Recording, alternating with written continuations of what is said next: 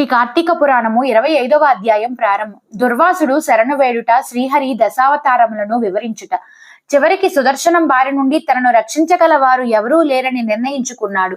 దుర్వాసుడు సరాసరి వైకుంఠానికి వెళ్ళాడు. శ్రీహరిని సందర్శించాడు. ఓ మధుసూదన, ఆర్తత్రాణ పరాయణుడా, జగద్రక్షక, నువ్వు తప్ప నన్ను కాపాడగలవాడు ఈ 3 లోకాలలో ఎవరూ లేరు. సుదర్శన చక్రం నన్ను సంహరించడానికి నా వెంటే వస్తోంది. భక్తగ్రగణ్య శరణ్య, భక్తత్రాణ పరాయణ, శరణు శరణు అంటూ పరిపరి విధాలుగా శ్రీహరిని శరణు వేడాడు. ఓ దుర్వాస, నీకు ఇదేమి లెక్క? ఇంత ఆవేశమా? సత్కార్యాలను సానుకూలం చేసి సఫలం చేయించవలసిన భగవద్దోత్తముడు కదా, నువ్వేమి పని చేశావు? భక్తులన్నా భక్తుల చేష్టలన్నా నాకు పరమ ప్రీతి అని నీకు తెలుసు కదా. నా భక్తుడైన అంబరీషుడు నా పట్ల గల భక్తితో పుణ్యవ్రతమైన ద్వాదశి పారణ చేద్దామని నిష్ఠగా ఉన్నాడు.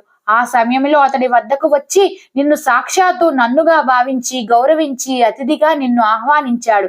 స్నానానికి వెళ్ళిన నువ్వు మించిపోతున్నా రాకుండా జాగు చేశావు. నువ్వు చేసిన తప్పు మరిచిపోయి మంచినీటిని మాత్రమే పారణ చేసిన అంబరీషునిపై ఆగ్రహించడం ఎంత అన్యాయమో నువ్వే ఆలోచించలేదు. పైగా అతన్ని శపించి తీరని అపచారం చేశావు. గోవులను, హరిభక్తులను బాధించిన వారికి, హింసించిన వారికి నేను తప్పక శిక్షిస్తాను అని నీకు తెలుసు కదా. అయినా అంబరీషుణ్ణి శపించావు. అతడు నీకు భయపడటం వలన, నన్నే ధ్యానిస్తూ ఉండడం వలన నీ శాపవాక్కులు ఏవి అతనికి వినిపించలేదు. నువ్వు అతనికి ఇచ్చిన 10 జన్మల శాపము అతనికి తెలియదు.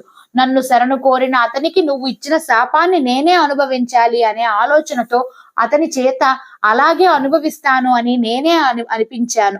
నీ శాపం వృధా కాకూడదు, నా భక్తుడికి అపకారము కలగకూడదు. అందుకని నీ శాపానికి చెదరక బెదరక సంసిద్ధతను పలికిన కారణంగా అతనికి మరింత కఠినమైన శాపాన్ని ఇవ్వాలనుకున్నావు.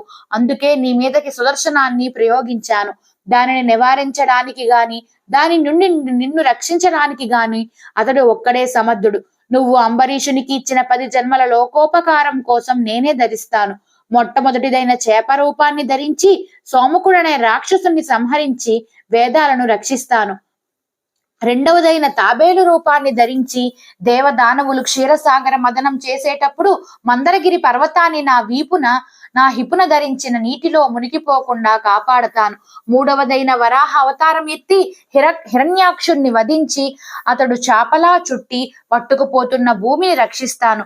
ఇక 4వదైన వికృత రూపాన్ని ధరించి నరసింహమూర్తి అయి హిరణ్యకశిపుణ్ణి సంహరించి అతడి పుత్రుడైన ప్రహ్లాదుణ్ణి రక్షిస్తాను. 5వ జన్మగా మరగుజ్జు అవతారంలో వామనుడునై బలిచక్రవర్తి యొక్క గర్వాన్ని అణచివేస్తాను.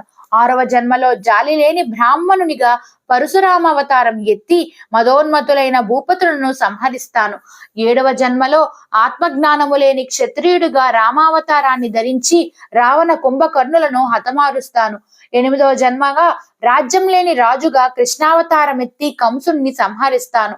9వ జన్మగా పాషండుడినై బుద్ధావతారం ఎత్తి పాషాండ మతాన్ని బోధించి అహింసా సిద్ధాంతాన్ని లోకంలోకి వ్యాప్తి చేస్తాను. ఆఖరిదైన 10వ అవతారంలో పాపాత్ములను మోహింపచేసే కల్కి అవతారం ఎత్తి దుష్టులను దునుమాడి ధర్మాన్ని చక్కగా ప్రవర్తింపచేస్తాను. దుర్వాస మునీంద్ర, రుద్రాంశ సంభూతుడివైన నీ నోట కోపావేశంతో వచ్చిన శాపవాక్కులైన వృధా కాకూడదని ధర్మ సంస్థాపన కోసం నేను భువిలో దశావతారాలను ఎత్తి లోక సంరక్షణ కోసం నా భక్తునికి ఆ శాప ప్రభావం తగలకుండా ఉండటం కోసం వ్యవహరిస్తూ ఉంటాను. పరమ భాగవతోత్తమైన అంబరీషుణ్ణి గుర్తించి నీ ఆగ్రహావేశాలను, దుడుకుతనాన్ని తెలుసుకొని అతడిని శరణు వేడుకోమని శ్రీహరి దుర్వాసుని హెచ్చరించి పంపించాడు.